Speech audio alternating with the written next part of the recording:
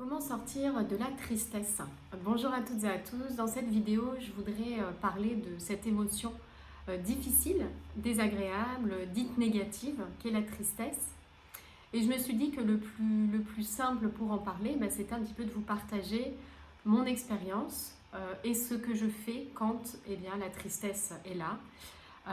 Comment est-ce que je fais pour ne pas me laisser submerger et pour garder le film en fait, pour rester centré. Alors la première chose que je trouve importante déjà, mais c'est facile à dire et très difficile à faire, c'est l'idée qu'il faut arrêter en fait de chercher à supprimer et de chercher en fait à sortir de ça. Et ça en fait c'est la chose la plus difficile qui est vraiment une sorte de lâcher prise totale. On va en fait arrêter de hiérarchiser, de classer les émotions. Alors c'est très difficile et on le voit quand on parle d'émotions, on a d'un côté les émotions positives, de l'autre les émotions négatives. Et ça a l'air de rien en fait cette classification. Mais rien que le fait de mettre comme ça, de créer deux catégories, en réalité inconsciemment on installe l'idée que on va cultiver les choses positives et que du coup on va supprimer ou taire ou masquer ou chercher à quitter en fait ces émotions négatives. Et il y a une chose qui est très claire, mais il faut vraiment faire l'expérience, donc être bien attentif à ce qui se passe en soi pour pouvoir le percevoir. Plus on va chercher à arrêter avec une émotion difficile, l'exemple de la tristesse, plus en fait on va venir la renforcer.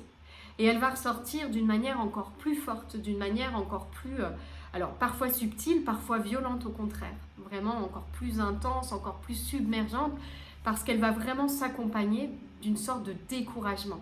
Je ne comprends pas en fait, je travaille sur moi, j'essaie de cultiver des choses positives, alors pourquoi ce truc-là est encore là? Pourquoi ça me paraît encore plus fort, encore plus intense, encore plus submergent en fait qu'avant, alors que, j'espère, en cheminant, en travaillant sur moi, qu'au contraire, ça prenne moins de place. Et donc ici, il y a un vrai paradigme en fait à changer. Et il est d'autant plus difficile que je le remarque de plus en plus, alors peut-être parce qu'aujourd'hui je suis attentive à ça, on baigne vraiment dans une société qui veut cacher tout ce qui n'est pas beau en fait. Et ne montrer que ce qui est beau. Et ça se voit en fait partout, ça se voit dans je sais pas, plein de petites choses. Alors je pense comme ça, moi, à la vieillesse, je pense à la maladie, à la mort, je pense aussi aux réseaux, par exemple sociaux, où on va mettre en avant des trucs retouchés, uniquement, et on le voit, les comptes Instagram des personnes qui sont très belles sont suivis mais par des millions de personnes, et bien souvent le yoga ça devient un peu un concours d'abdominaux, enfin moi c'est un peu l'impression que j'ai et je vois plus où est le yoga là-dedans, mais vraiment je pense à ce type de choses, ou même à un niveau plus peut-être subtil, mais notre simple façon d'utiliser les réseaux. En fait, quand on se prend en photo sur les réseaux, on fait attention, on choisit un bon angle, on fait bien attention, on dit que des choses sympas qu'on est en train de vivre. J'ai fait un truc super chouette ce week-end, et tatatam. Et en fait, sans même le faire exprès, mais en faisant ça, on montre toujours ce qui va bien et ce qui est bien. Et en fait, il y a peu de partages qui sont faits sur des vraies choses difficiles. Des émotions qu'on accepterait en fait et auxquelles on dirait oui. Alors je ne parle pas de tous les partages qui sont faits sur des personnes qui vont raconter leurs émotions et s'en plaindre. En fait là je parle vraiment de dire oui, de dire un vrai oui. Et je sais à quel point c'est difficile, mais vraiment de ne pas chercher en fait à supprimer. Parfois on dit qu'on ne veut pas supprimer, mais dans les faits on est toujours dans cette logique et dans ce paradigme. Pour moi ici il y a vraiment quelque chose de très profond à changer, qui est vraiment un accueil, une acceptation de ces émotions. Et je dirais que en ce qui me concerne, c'est vraiment très très lié à un changement de regard sur le je, sur le qui je suis. Si on va en fait s'accrocher à ces émotions, en s'associant à elles, Je suis bien quand je ressens de la paix, par exemple, suite à une méditation. Je suis nulle quand je ressens de la tristesse suite à quelque chose. Enfin, vraiment, quand on crée cette association-là à l'émotion, eh bien, forcément, c'est difficile, en fait, de ne pas s'attacher à ce qui est agréable et de ne pas fuir ce qui est désagréable. Dès lors qu'on est attaché vraiment à cette image du jeu,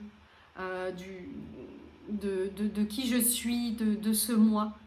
Et donc, je dirais que c'est pour moi très lié, prendre du recul, enfin, pouvoir dire oui à l'émotion, c'est vraiment très très lié à cette idée de prendre du recul, justement.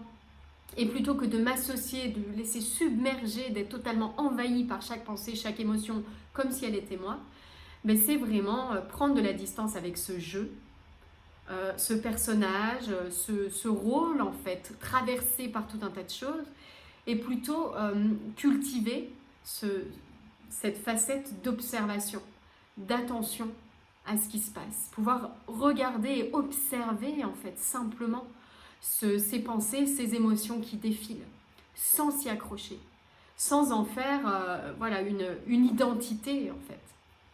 Et donc, pour moi, c'est vraiment indissociable. Pour arriver à dire oui réellement en profondeur à toutes ces choses qui se passent, qu'elles soient agréables ou pas, eh bien, il faut accompagner cela d'un travail sur ce non-soi, en fait, qui je ne suis pas. Et donc, pouvoir prendre de la distance avec tout ce qui me traverse et se mettre vraiment dans cet état d'observation, cet état d'attention, que la méditation aide vraiment à cultiver. Mais alors, pas la méditation au sens relaxation un petit peu guidée, où on se laisse emporter par une voix. Non, vraiment la méditation dans le sens un peu bouddhiste du terme, à savoir cultiver l'attention. On n'est pas obligé d'ailleurs de fermer les yeux dans ce type de méditation, et au contraire, fermer trop les yeux, ça crée une sorte d'état de calme un peu factice auquel ensuite le jeu s'attache. Donc là, l'idée est vraiment plutôt de cultiver voilà, cette attention à ce qui se passe. Qu'est-ce que je suis en train de ressentir?